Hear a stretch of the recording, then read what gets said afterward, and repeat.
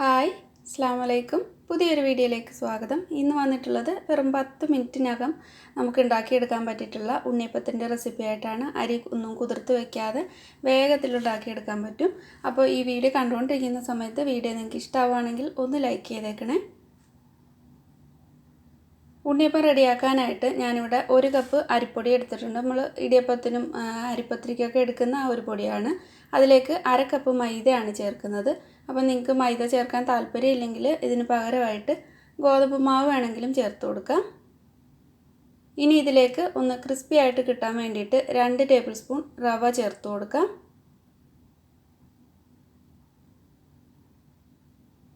ഇനി ഇതിലേക്ക് ഒരു 1/4 ടീസ്പൂൺ ബേക്കിംഗ് സോഡയും 2 നുള്ളു ഉപ്പും കൂടി ചേർക്കുന്നുണ്ട്, ടേസ്റ്റ് ഒന്ന് ബാലൻസ് ആവാനായിട്ട്.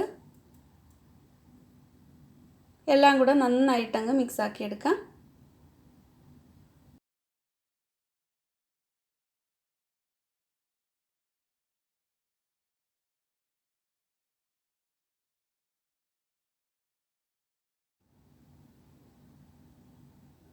അപ്പോൾ ഇതെല്ലാം നന്നായിട്ട് മിക്സായി വന്നിട്ടുണ്ട്. ഇനി ശർക്കരപ്പാനി റെഡിയാക്കാനായിട്ട് ഞാനിവിടെ 1 കപ്പ് ശർക്കര ചേർത്ത് കൊടുക്കുന്നുണ്ട്. നിങ്ങൾക്ക് കൂടുതലായിട്ട് മധുരം വേണമെങ്കിൽ 1/4 കപ്പ് ചേർത്ത് കൊടുക്കണം.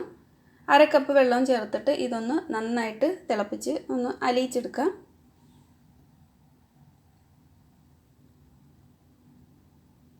ശർക്കര മെൽറ്റ് ആവുന്ന നേരത്ത് ഇതിലേക്കുള്ള പഴമൊക്കെ ഒന്ന് അടിച്ചെടുക്കാം.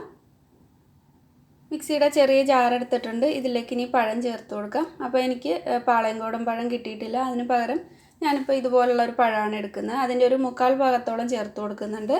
ഫുള്ളായിട്ട് വേണ്ട, വലിയ പഴം ആയതുകൊണ്ട്. അപ്പോൾ പാളയംകോടൻ പഴമാണെങ്കിൽ 2 ചെറിയ പഴം ചേർത്ത് കൊടുക്കുക, വലുതാണെങ്കിൽ 1 മതിയാവും. ഇതിലേക്ക് ഇനി കുറച്ച് ഏലക്കപ്പൊടി ഉണ്ടെങ്കിൽ അത് ചേർക്കാം. ഞാനിവിടെ ഏലക്കയുടെ ആ തോട് കളഞ്ഞിട്ട് ചേർത്ത് കൊടുത്തിട്ടുണ്ട്. ഇതിന് നന്നായിട്ടങ്ങ് അടിച്ചെടുക്കാം. ഇപ്പോൾ പഴം നന്നായിട്ട് അടിച്ചെടുത്തിട്ടുണ്ട്. ഇനി ഇത് മാറ്റി വെക്കാം. ശർക്കരപ്പാനി റെഡി ആയിട്ടുണ്ട്. അപ്പോൾ അതിൻ്റെ കരടൊക്കെ പോകാനായിട്ട് ഒന്ന് അരിച്ചെടുക്കാം. ആ ചൂടോടെ തന്നെ മാവിലേക്ക് ചേർത്ത് കൊടുക്കണം.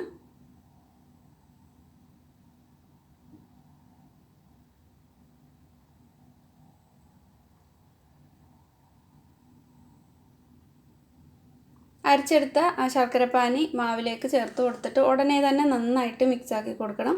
നമ്മൾ നല്ല തിളച്ച ശർക്കരപ്പാനി ചേർത്ത് കൊടുക്കുന്നത് കൊണ്ട് ഈ ഒരു മാവ് കട്ട പിടിക്കാനുള്ള ചാൻസ് ഉണ്ട്. അതുകൊണ്ട് പെട്ടെന്ന് തന്നെ ഇതുപോലെ അങ്ങ് മിക്സാക്കി കൊടുക്കണം.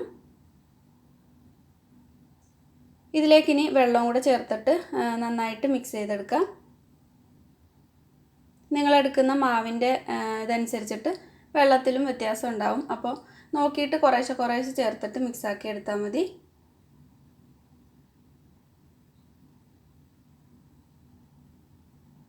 ഞാനിപ്പോൾ ഇതിലേക്ക് മൊത്തത്തിലൊരു 1/4 കപ്പ് വെള്ളത്തോളം ചേർത്ത് കൊടുക്കുന്നുണ്ട്. പിന്നെ നമ്മൾ ഇതിൽ റവ ചേർത്തിട്ടുള്ളതുകൊണ്ട് റവ കുറച്ച് നേരം ഇരുന്ന് കഴിയുമ്പോൾ അതിലേക്കൊക്കെ വെള്ളം പിടിച്ചിട്ട് കുറച്ച് വെള്ളം കൂടെ വേണ്ടി വരും. അപ്പോൾ വേണമെന്നുണ്ടെങ്കിൽ 1-2 ടേബിൾ സ്പൂൺ കൂടെ വെള്ളം ചേർത്ത് കൊടുക്കാം. അപ്പോൾ ഇതെല്ലാം നന്നായിട്ട് മിക്സാക്കി എടുത്തിട്ടുണ്ട്. ഇതിലേക്ക് ഇനി നമ്മൾ അടിച്ചു വെച്ചിട്ടുള്ള പഴം ചേർത്ത് കൊടുക്കാം.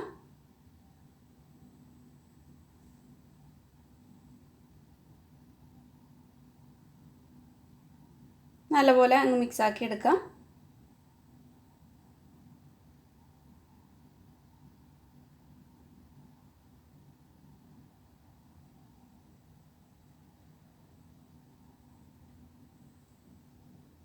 അപ്പോൾ ഇത് കറക്റ്റ് ഒരു പാകത്തിനാണുള്ളത്. കുറച്ച് കഴിഞ്ഞിട്ട് ഒന്ന് തിക്കാവുമ്പോൾ കുറച്ചും കൂടെ വെള്ളം ചേർത്ത് കൊടുക്കാം. അപ്പോൾ ഇതൊന്ന് മാറ്റി വയ്ക്കുന്നുണ്ട്. ഒരു 4-5 മിനിറ്റ് കൂടെ ഒന്ന് മാറ്റി വയ്ക്കുന്നുണ്ട്. ആ നേരത്ത് ഇതിലേക്കുള്ള തേങ്ങ ഒക്കെ ഒന്ന് ഫ്രൈ ആക്കി എടുക്കാൻ വേണ്ടിയിട്ടാണ്. ഒരു പാത്രം അടുപ്പത്ത് വെച്ചിട്ട് അതിലേക്ക് നെയ്യ് ചേർത്ത് കൊടുക്കുന്നുണ്ട്. ഒരു 1.5 ടേബിൾ സ്പൂണൊക്കെ നെയ്യ് ചേർത്ത് കൊടുക്കുന്നുണ്ട്. ഇതിലേക്കിനി തേങ്ങ ആണ് ഞാൻ ചേർത്ത് കൊടുക്കുന്നത്. നിങ്ങൾക്ക് തേങ്ങാക്കൊത്ത് ചെറുതായിട്ട് കട്ട് ചെയ്തിട്ട് വേണമെങ്കിൽ ഫ്രൈ ആക്കി ഇടാം. ഞാനിപ്പോൾ എളുപ്പത്തിന് വേണ്ടിയിട്ട് തേങ്ങയാണ് ചേർത്ത് കൊടുക്കുന്നത്. ഒരു 3-4 ടേബിൾ സ്പൂണോളം തേങ്ങ ചേർത്തിട്ട് ഇത് നന്നായിട്ട് അങ്ങ് ഫ്രൈ ആക്കി എടുക്കാം. ഇളക്കി കൊടുത്തുകൊണ്ടേ ഇരിക്കണം. ഒരു ഗോൾഡൻ ബ്രൗൺ കളർ ആകുമ്പോൾ ഇത് മാവിലേക്ക് ചേർത്ത് കൊടുക്കാം.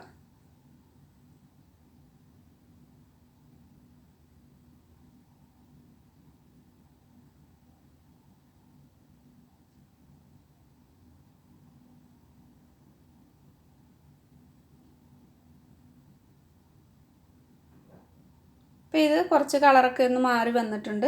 ഇതിലേക്ക് ഇനി എള്ള് ചേർത്ത് കൊടുക്കാം.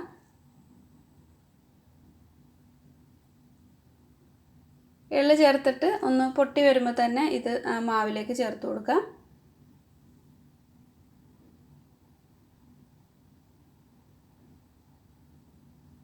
നെയ്യോടുകൂടെ തന്നെ ഒഴിച്ചു കൊടുക്കണം. നെയ്യും ചേർക്കുമ്പോൾ ഉണ്ണിയപ്പത്തിന് നല്ലൊരു ടേസ്റ്റ് ഉണ്ടാവും.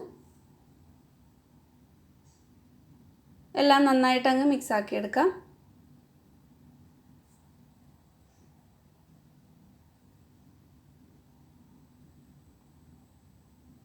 ഇപ്പോൾ ഇത് കുറച്ച് തിക്കായിട്ടാണുള്ളത്. ഇതിലേക്ക് ഇനി ഒരു 2 ടേബിൾ സ്പൂൺ വെള്ളം കൂടെ ചേർത്തിട്ട് നന്നായിട്ട് അങ്ങ് മിക്സ് ആക്കി എടുക്കാം. ഒരുപാട് ലൂസ് ആവുകയും ചെയ്യരുത്, എന്നാൽ അത്യാവശ്യം തിക്കായിട്ട് ഇരിക്കുകയും വേണം. ആ രീതിയിൽ വേണം മിക്സ് ചെയ്തെടുക്കാനായിട്ട്. ഇപ്പോൾ ഇത് ഇതുപോലെ തിക്കായിട്ടാണ് ഇരിക്കുന്നത്. അതുകൊണ്ട് ഇതിലേക്ക് 2 ടേബിൾ സ്പൂൺ വെള്ളമോടെ ചേർത്തിട്ട് നന്നായിട്ട് അങ്ങ് മിക്സ് ആക്കി എടുക്കുന്നുണ്ട്. ഞാനിവിടെ ഉണ്ണിയപ്പച്ചട്ടി വെച്ചിട്ടുണ്ട്. അത് നന്നായിട്ടൊന്ന് ചൂടായി കഴിയുമ്പോൾ അതിലേക്ക് വെളിച്ചെണ്ണയാണ് ചേർത്ത് കൊടുക്കുന്നത്.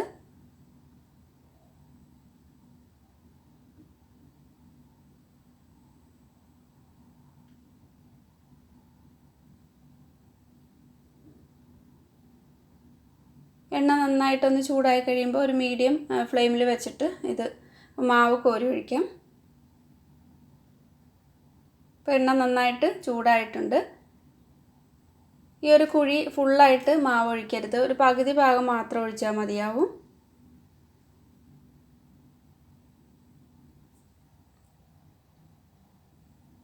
ഒരുപാട് ഫ്ലെയിം കൂട്ടി വെക്കരുത്, അതുപോലെ ഒത്തിരി കുറച്ച് വെച്ച് കഴിഞ്ഞാൽ എണ്ണ കുടിക്കും.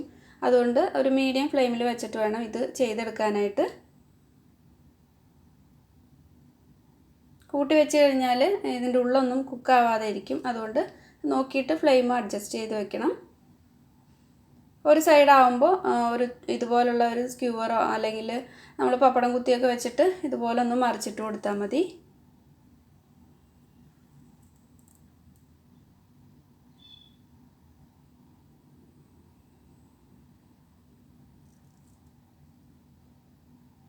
രണ്ട് സൈഡും നന്നായിട്ട് കുക്ക് ചെയ്തെടുക്കാം.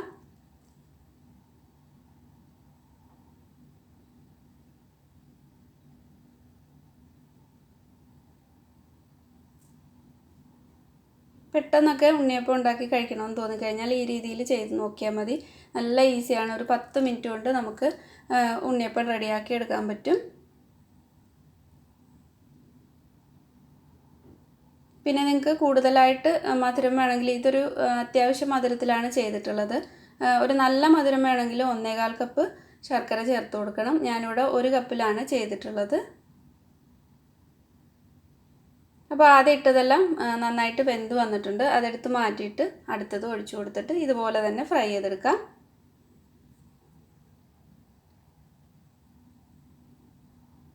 ഈ ഒരു ഉണ്ണിയപ്പത്തിലേക്ക് ഒരുപാട് എണ്ണയൊന്നും കുടിക്കുക അങ്ങനെയൊന്നുമില്ല. നല്ല ക്രിസ്പി ആയിട്ട് തന്നെ ഇരിക്കും പുറം ഭാഗം, ഉള്ളിൽ നല്ല സോഫ്റ്റും ആയിരിക്കും.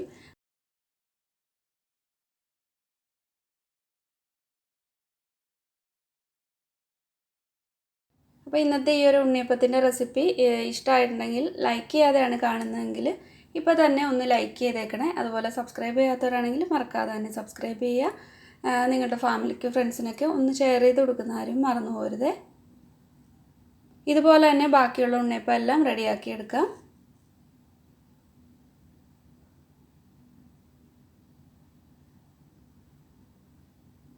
ഇതിൻ്റെ ഉള്ളൊക്കെ ഇതേപോലെ നല്ല സോഫ്റ്റായിട്ടാണുള്ളത്, പുറമേ നല്ല ക്രിസ്പിയാണ്. കഴിക്കാൻ അടിപൊളി ടേസ്റ്റാണ്. ഇത് പിറ്റേ ദിവസമാണ് ഞാൻ ഈ ഒരു വീഡിയോ ചെയ്തിട്ടുള്ളത്. പിറ്റേ ദിവസം ആയാലും നന്നായിട്ട് തന്നെ ഇരിക്കും ഈ ഒരു ഉണ്ണിയപ്പം റെഡിയാക്കി കഴിഞ്ഞാൽ. അപ്പോൾ ഈ ഒരു ഇന്നത്തെ റെസിപ്പി നിങ്ങൾക്ക് ഇഷ്ടമായിട്ടുണ്ടാകുമെന്ന് വിചാരിക്കുന്നു. അപ്പോൾ അടുത്ത നല്ലൊരു റെസിപ്പിയായിട്ട് വീണ്ടും കാണാം. താങ്ക്